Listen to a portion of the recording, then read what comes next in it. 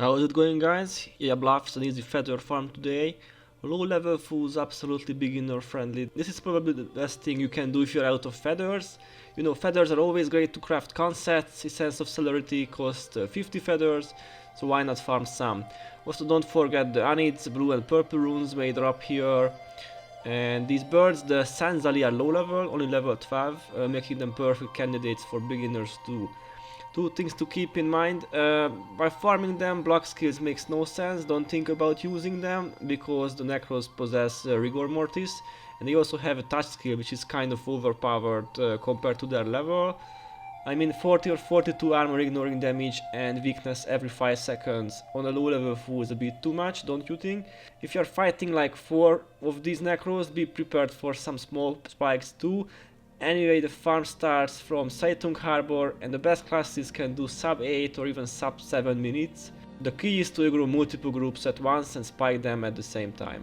But first of all, let me show you a very general build, Any/Ritu with spirits. This is viable for each class, even for warriors, paragons too. And the majority of the damage comes from Signet of Spirits, which creates 3 spirits. Furthermore, we have Bloodsong and Vampirism. They are quite tanky and the latter will provide a bit of healing too. We also have Shadow Song to blind enemies. Armor of Unfeeling gives a nice damage reduction for spirits. Painful Bond adds extra damage on hex targets, and Spirit Siphon helps with energy gain, and Summon Spirits works as a heal for spirits and can also take them out of danger if needed. This build works well, but if you plan to farm like a maniac, best to invest in an Ellie or Derv because they are the quickest of all. So Ellies have an almost perma speed boost with dash and warm stability. Shockwave, Aftershock, Crystal Wave destroy fools immediately, and Stoneflash Aura mitigates most of the hits. Aura of Restoration gives healing while costing, and Earth's Attunement helps with energy management. By the way, you can simply outrun the Yetis or kill them too if you want. They may drop runes or stolen supplies, which are also nick items. These first two groups are like, you either get a lucky spawn or fools kill each other. Don't worry, there are plenty of other groups too. For Dervs there is VOS, Vow Strength, Sense Shards, and Whirlwind Attack eats fools like a hot knife through butter. Armor Sanctity, Intimidating Aura, Mystic Regen helps staying alive, and Drunken Master gives some speed boost. You can also try the other VOS, Vow of Silence. Dervs can farm this area too. Chilling Victory is OP here, use with for great justice and fill your screen with nice numbers. Monks have a build very similar to LA's build. Healing Breeze gives nice regen, Balthazar Spirit gives 1 energy when taking damage, Ellie Lord boosts attributes by 1 and also gives some small heal packs. Great build, top tier category. Ranger come next. Troll Agent for HP regen, Storm Chaser and Stone Striker for infinite mana. LS secondary again, great build, high armor.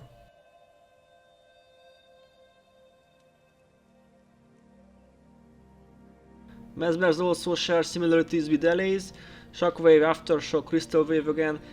Either Feast is a very powerful self heal, heals over 200. Channeling gives 1 energy for each fool in the area when casting spells, and Mindbender provides IMS.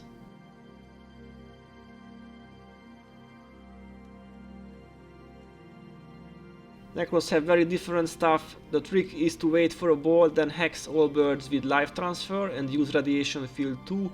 Massive HP degen, but don't forget to use either shielding hands or shield of absorption. When HP is low, use Unholy Feast.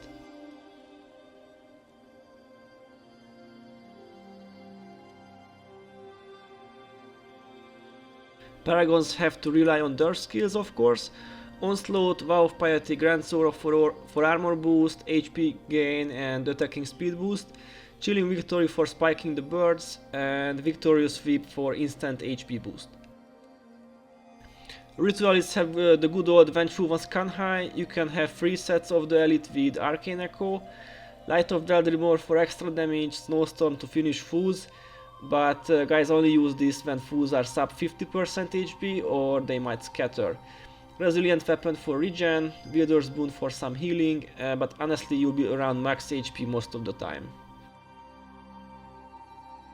Warriors rely on their new elite 7 weapon stance, 20 scythe mastery is strong, chilling victory grants aura again, and use the other stance sprint between groups. Last but not least, Assassin, almost the same build as the Paragon, but they have Way of the Master and crit agility. Grant's Fingers and Ermite's attack is a great combo to transfer weakness on the Sensali. So guys, these are just the builds that I made for the farm, but a lot of other builds can do the job as well. I think the key in this farm is aggroing 2 or even 3 groups at a time. That's how you can save time.